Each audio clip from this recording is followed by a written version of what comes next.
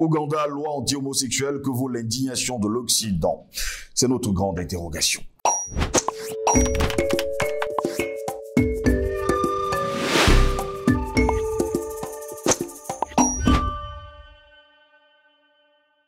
Mesdames, Messieurs, bonjour, très heureux de vous retrouver sur Panafricaniste TV. Bienvenue à toutes et à tous à cette autre édition de Parole panafricaniste. Dans la version définitive du texte, les députés ougandais ont maintenu une disposition faisant de l'homosexualité aggravée un crime capital, ce qui signifie que les récidivistes pourront être condamnés à mort. Selon le texte, quiconque particulier ou organisation promeut sciemment l'homosexualité encourt jusqu'à 20 ans de prison. S'il s'agit d'une organisation, elle risque 10 ans d'interdiction. Cette loi permet également la mise en place de thérapies de conversion obligatoires. Avant même la promulgation de cette loi, de nombreuses associations locales ont exprimé leurs grandes préoccupations. Parlant d'associations locales, qui est derrière ces associations? Nous le savons tous, c'est l'Occident. Frank Mugisha, directeur exécutif de Sexual Minorities Ouganda, une organisation de défense des droits des homosexuels dont les activités ont été suspendues par les autorités l'année dernière, s'était alarmé d'ailleurs du vote quasi unanime du texte qui, selon lui, montre à quel point les parlementaires mettent les personnes LGBTQ encore plus en danger. D'ailleurs, la question des Africains, qui leur a demandé de le devenir? N'est-on justement lesbiennes, bisexuelles, transsexuelles et que sais-je encore? La loi impose à tout citoyen de dénoncer une personne qu'elle soupçonne ou croit être homosexuelle. Cela signifie que chaque personne en Ouganda aujourd'hui devient un policier. Mais surtout sur un continent où l'homosexualité est passible de prison dans une trentaine de pays d'Afrique, les activistes craignent l'effet tache d'huile de la loi ougandaise. Pourquoi un pays devrait criminaliser une partie de sa population en fonction de sa sexualité? Je pense que c'est très barbare, c'est primitif et ça renvoie à l'ère coloniale, dit d'ailleurs Alex Kofi Dankor, président de LGBT Right in Ghana. Allez savoir ce qu'il appelle être primitif. D'ailleurs, la grande interrogation dans le primitif, y avait-il ce genre de dérive sexuelle? Nous nous interrogeons encore. Dans un premier temps, le vote de ce projet de loi au Parlement le 21 mars dernier avait suscité un tollé international. Le président Yoweri Museveni avait demandé fin avril aux parlementaires de réexaminer le texte et de préciser que le fait d'être homosexuel n'était pas un crime, mais que seules les relations sexuelles l'étaient. Dans une version modifiée à la marge et votée à l'unanimité, moins une voix le 2 mai dernier, les élus avaient inclus dans le texte qu'une personne qui est présumée ou soupçonnée d'être homosexuelle, qui n'a pas commis d'acte sexuel avec une autre personne de même sexe, ne commet pas le délit d'homosexualité. Dans le nouveau texte, finalement, les parlementaires ont toutefois maintenu contre, on va le dire comme ça, tous ceux qui se levaient, d'ailleurs il n'y a qu'une seule personne qui se levait contre cette loi, une disposition faisant de l'homosexualité aggravée un crime capital, ce qui signifie que les récidivistes pourront donc être condamnés à mort. En Ouganda, la peine capitale n'est plus appliquée depuis des années, mais dès lors où vous êtes homosexuel et que c'est avéré, eh bien on pourrait justement passer à la peine capitale. Le président ougandais qualifie lui-même régulièrement l'homosexualité de déviance. En avril dernier, il avait pointé l'homosexualité comme étant une grande menace et un danger pour la procréation de l'humanité. Voilà pourquoi nous également, nous nous interrogeons ce matin.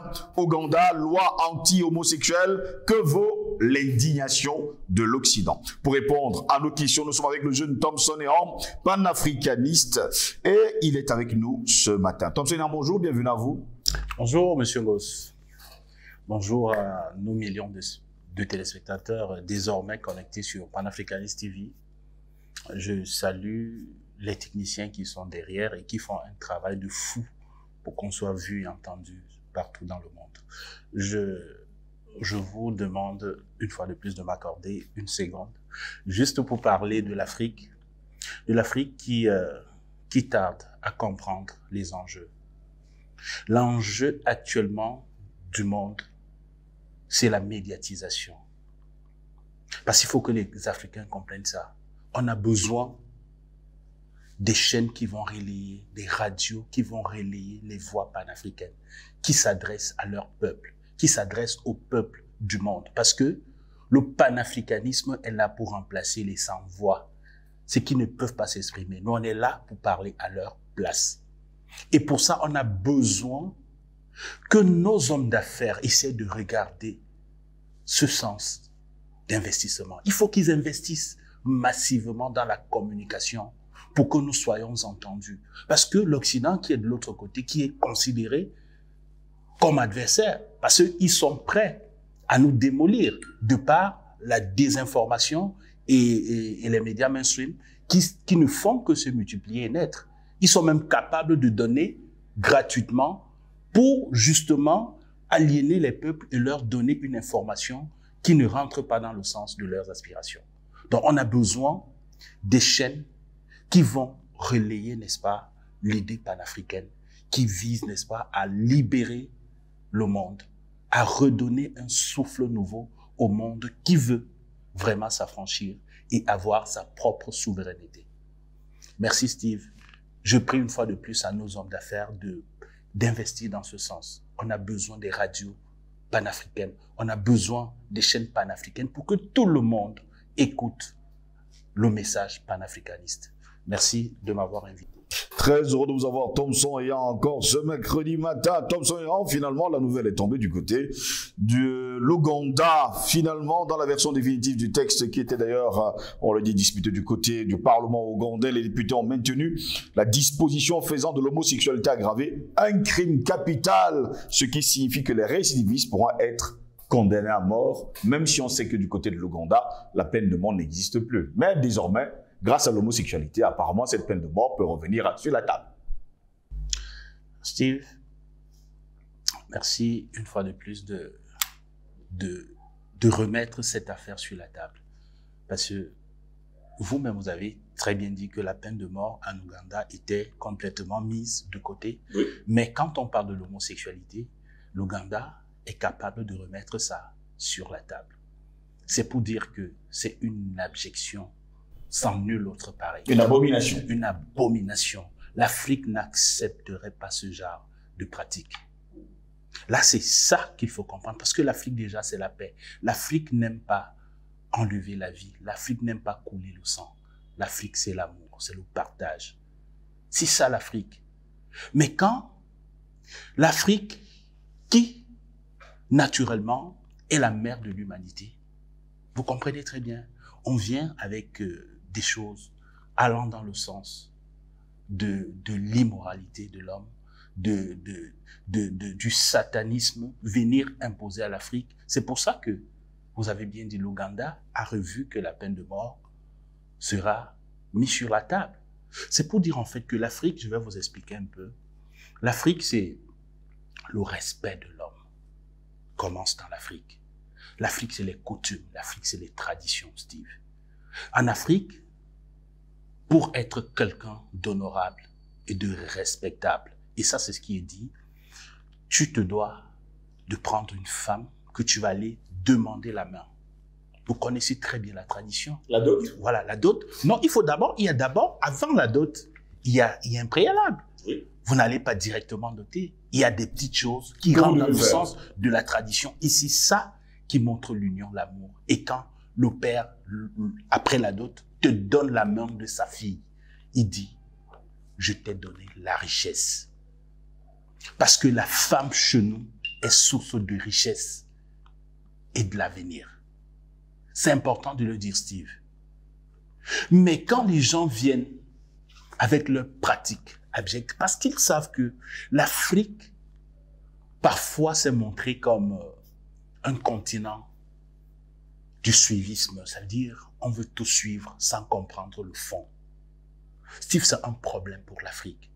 Parlant de l'Ouganda, l'Ouganda, c'est un pays de l'Afrique de l'Est. Et l'Afrique de l'Est est constituée de 16 pays. Il faut savoir. Et l'Ouganda, seul, partage ses frontières avec 5 pays. Ça veut dire si l'Ouganda accepte ou dépénalise l'homosexualité, les autres pays frontaliers peut-être seront aussi incités de faire la même chose. Et ça va prendre, vous avez parlé de la politique de la tache d'huile. Quand on parle d'une tache d'huile, si ça prend ici, ça va s'étendre partout. Et c'est comme ça que l'Afrique sera totalement dans le blanc. Mais c'est ce que nous, on dit. On décrit que c'est... Vous êtes contre l'homosexualité? Je dis, c'est un crime, je dirais. Je dis, pour moi personnellement, c'est un crime. C'est un crime et que l'Afrique ne pense même pas. L'Afrique ne doit pas penser. Je vais vous prendre l'exemple du Botswana. Le Botswana qui a dépénalisé cette affaire, mais qui est actuellement dans le regret. Vous comprenez très bien? Ça veut dire qu'ils sont influencés par des forces extérieures pour dépénaliser, mais maintenant ils sont en train de voir comment la culture africaine est en train d'être balayée et on voit plutôt d'autres choses qui sont en train de naître qu'on ne pouvait pas penser auparavant. Le Botswana veut tout faire pour remettre l'illégalité de l'homosexualité sur place, mais il y a des forces qui sont en train de les combattre pour que ceci soit entériné, comme ils ont accepté de dépénaliser. Yoweri Museveni, dans ses propos, déclare haut et fort que l'homosexualité est un crime contre l'humanité et que ça va à l'encontre et ça pourrait tuer justement la procréation de l'humanité. Pour lui, l'Afrique a encore besoin d'hommes et de femmes parce que l'Afrique est tellement grande, très très grande même, elle a donc besoin d'enfants pour pouvoir se développer. Vous également, vous pensez ainsi? Steve, je vais vous dire quelque chose. L'Afrique, vous connaissez très bien ce que c'est que l'Afrique. L'Afrique aujourd'hui a beaucoup plus de fils et de filles. D'ici 2050, l'Afrique aura les 60% de la population mondiale. Si un temps soit peu. Si un temps soit peu, on reste dans nos cultures et respecter les lois divines. Ça signifie de pas vous comprenez? l'homosexualité. Ça veut dire balayer du revers l'homosexualité et condamner. Comme Museveni lui-même a dit que chaque Ougandais se doit d'être un policier. Ça veut dire contrôler son voisin qui, si un seul instant, essaie de se détourner et qu'on constate où sont les soupçons des pratiques homosexuelles, on doit le dénoncer. C'est de ça qu'il s'agit en Afrique. Steve, si on se prête à ce jeu, nous allons ressembler à ces gens qui sont en train de déshumaniser le monde. Parce que leur projet, c'est de déshumaniser le monde, Steve. Parce que ça, c'est ce qu'il faut dire. Les Africains ne comprennent pas l'enjeu. C'est que c'est des malins, en fait. L'Occident passe le temps à conspirer et à se projeter vers un avenir où on pense que l'être humain ne doit plus avoir sa place et qu'il faut peut-être lobotomiser des personnes qui viendront avec d'autres façons de voir le monde. Ils n'ont pas besoin. Il faut regarder, Steve, vraiment, excusez-moi quand je dis certaines choses, parce que il faut regarder aujourd'hui le président français. Il se filme avec des personnes LGBTQ+. Il n'a même pas honte et on nous a envoyé dernièrement un ambassadeur états-unien qui est homosexuel, officiellement marié là-bas chez eux. Mais est-ce que nous, on a besoin de ça chez nous? Vous voyez donc, ils sont en train d'inféoder d'une manière ou d'une autre notre société pour qu'on tombe dans ces travers. L'Afrique n'acceptera jamais ça. Steve, je vous rappelle qu'en France,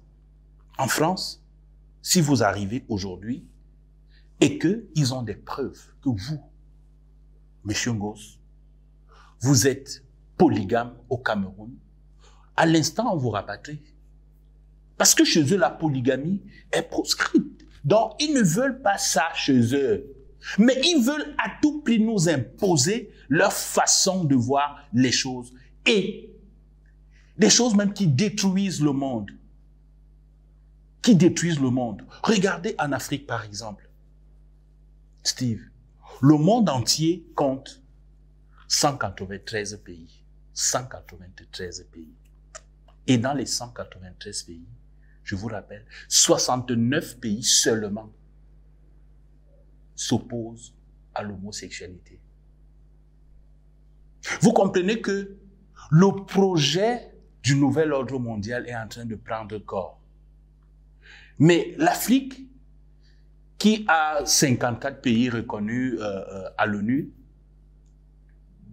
a 27 pays qui refusent complètement l'homosexualité dans leur pays, hein, dans leur territoire.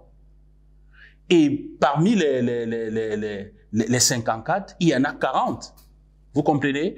40 qui ne disent absolument rien, qui ne disent rien, qui ne dépénalisent pas, hein, mais qui sont là pour punir, mais qui ne déclarent pas aussi la condamnation jusqu'à la peine de mort.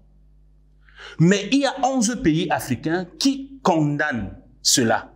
Mais parmi les 11 pays, il y en a 5 qui décident que quand c'est avéré que vous êtes accusé de pratique d'homosexualité, vous êtes passible de la peine, à la peine de mort. Oui.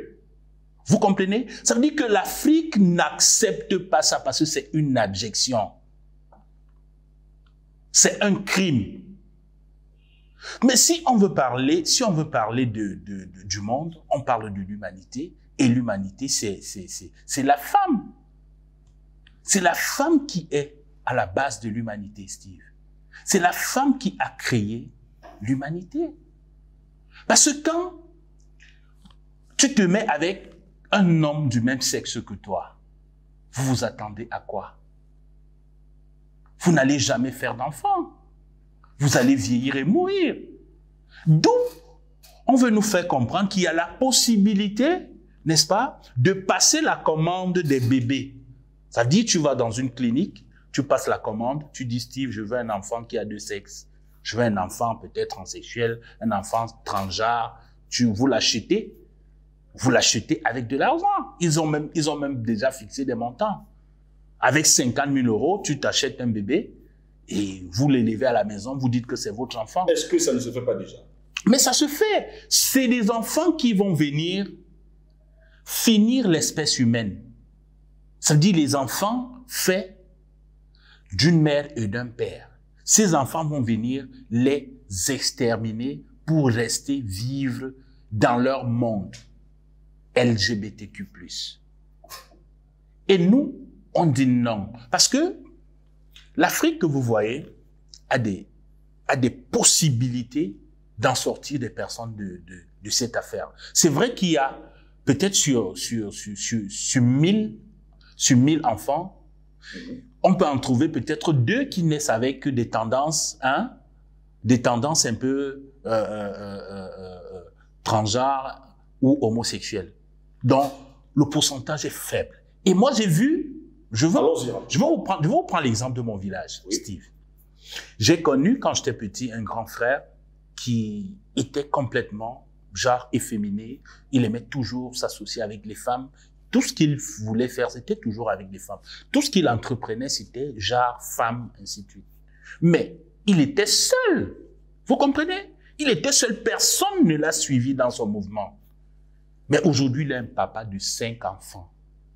J'ai dit, il est un papa de 5 enfants. Et il est fier de lui. Donc, ça veut dire qu'il y a des possibilités de récupérer ce genre de personnes. Parlons justement de récupérer ce genre de personnes. Il faut quand même dire que cette loi, du côté de l'Ouganda, permet aujourd'hui également la mise en place de thérapies de conversion obligatoires. Ça signifie que si on découvre que vous êtes homosexuel, il y a des thérapies obligatoires de conversion.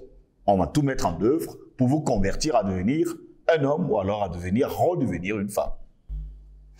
Steve, je me moque parfois de la science occidentale qui vise toujours à développer la science pour faire du mal. Parce que si on veut parler du contrôle du monde, ou soit de la lobotomisation de certaines personnes, on pouvait plutôt utiliser pour redresser ceux qui ont ces penchants. Ça veut dire quand on constate que tu es transgenre, oui. on fait tout pour te ramener, pour que tu... Naturellement, on t'aide plutôt à redevenir toi-même, à redevenir un homme qui aura envie d'avoir une femme, fonder une famille, avoir ses enfants. Mais ils sont plutôt là, oui, pour encourager et chercher même à contrôler l'humain. Quand je dis contrôler l'humain, vous savez les implants qu'on met avec la technologie pour contrôler les gens avec des puces. Oui. Pour que vous ayez plutôt des penchants homosexuels, transgenres, LGBTQ+.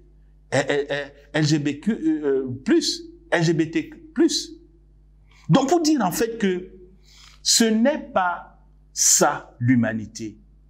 Il faudrait qu'on mette plutôt des mécanismes pour récupérer des personnes qui veulent se perdre, qui veulent s'égarer dans ce sens. Au lieu de chercher à enfoncer le monde, contrôler, transformer tout le monde en homosexuel. Pour moi, c'est un problème. Parlons justement d'homosexualité, Thomson Héran, vous qui êtes jeune panafricaniste, il faut également parler également de cette dame, Madame Marlène Schiappa, qui est ministre du côté de la France. Elle a déclaré, je vous donne d'ailleurs sa déclaration, qui a fait d'ailleurs le tour du monde, « Je veux rassurer tout le monde, on ne va pas interdire les plans à trois, l'infidélité, le polyamour et les troubles, mais on interdira justement, je vous donne un mille, vous savez ce qu'on va interdire? La polygamie. » Mais c'est ce que j'étais en train de dire. Donc, ce qui est bien en France, les plans à trois, c'est normal. C'est normal, mais la polygamie... L'infidélité, c'est normal. Le polyamour, c'est parce que ça signifie, c'est normal. Et les troubles, là aussi, je vais encore faire des recherches pour savoir, je vais bien comprendre. Pour les troubles? Troubles, polyamour, je sais pas. Mais attends, vous comprenez très bien. Donc, c'est toujours des choses qui rentrent dans le sens d'humilier l'homme, de rendre l'homme, je dis, sans importance, rendre un homme, je dis, c'est déshumaniser le monde. Oui. Steve, on parle aujourd'hui de l'homosexualité, non? Ça, c'est la première perche qu'ils sont en train de tendre aux Africains. Mais il y a la scatophilie.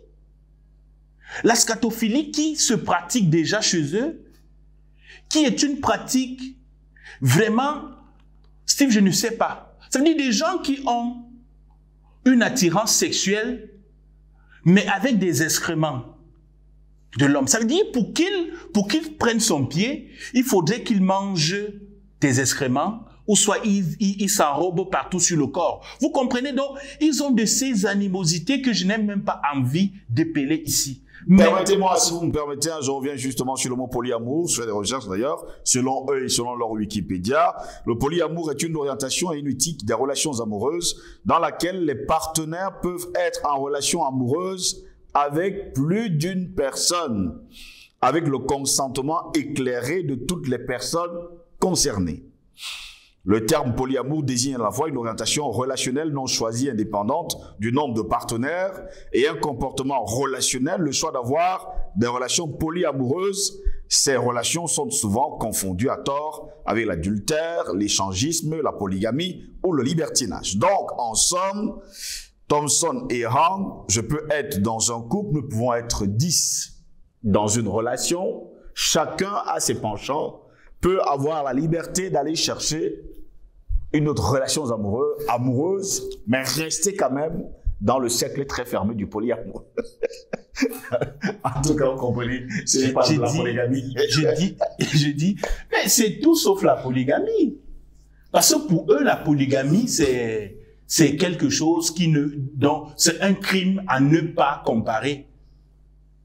Donc vous comprenez que c'est des gens qui sont vraiment, je ne sais pas, c'est des sadiques. C'est des gens qui n'ont plus le respect de l'humanité. Il faut le dire, c'est des satanistes. Maintenant, on parle de trouble. Les troubles, c'est une relation où des personnes vivent une relation, bon, c'est ce que je vois, hein, vivent une relation amoureuse à trois. Bon, c'est pas toujours la polygamie, mais on nous parle quand même de vivre une relation à trois. C'est ce qu'on appelle les troubles. Enfin, un trouble, si vous voulez. Steve, c'est qu'ils ne veulent pas rentrer dans les détails.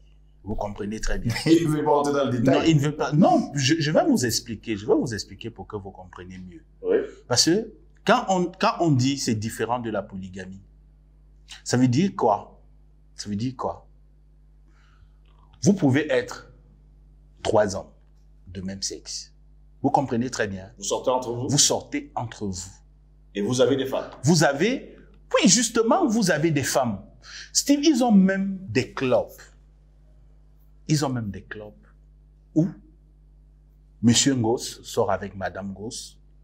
Vous partez retrouver Monsieur Thompson avec Madame Thompson et d'autres personnes en couple. Vous entrez dans une salle et moi je flash sur la femme de Monsieur Ngoz et Madame Ngoz. C'est ça qu'on appelle l'échangisme. Effectivement, là c'est l'échangisme. Mais ça va jusqu'au fait où je peux arriver, je dis moi c'est Monsieur Ngoz que je veux et Madame Ngoz veut Madame Thompson. Vous comprenez? Que ça n'arrive jamais, faut... Non, mais je dis que c'est des choses qui ne faut même pas imaginer chez nous, Steve. C'est des choses qui ne faut même pas imaginer. Et quand je vois certains pays africains qui tardent à prononcer la peine capitale, qui est la peine de mort pour cette pratique abjecte et inhumaine, vraiment, je me pose encore la question de savoir si vraiment l'Afrique est dirigée par ses fils. Merci à vous, Thompson et Anne, d'avoir été avec nous ce matin pour cette édition de Parole panafricaniste. C'est un sujet assez alléchant. Nous allons y revenir dans les jours à venir. Steve, c'est des sujets qu'il faut en parler. C'est des sujets qu'il faut vraiment sensibiliser pour que la masse critique africaine comprenne qu'il y a un complot, parce que c'est des gens qui font la prospection à venir. Ils savent l'avenir de l'Afrique, ils savent ce que l'Afrique projette dans leur avenir et il faut bloquer cela en leur imposant, n'est-ce pas, des pratiques comme l'homosexualité, LGBTQ+, même, pour que nous n'avançons pas selon nos aspirations et selon ce que l'humanité de Dieu voudrait qu'on fasse. Merci. Merci à vous en tout cas d'avoir été de nôtres, mesdames, messieurs. C'est ici que s'achève cette édition de Parole panafricaniste. Vous devez justement garder en mémoire que du côté de l'Ouganda, eh bien, désormais, la loi anti-homosexuelle est justement en vigueur. Désormais, on est passible de presque 20 ans de prison, mais si vous êtes récidiviste, c'est plutôt la peine de mort. Bonne journée à toutes et à tous.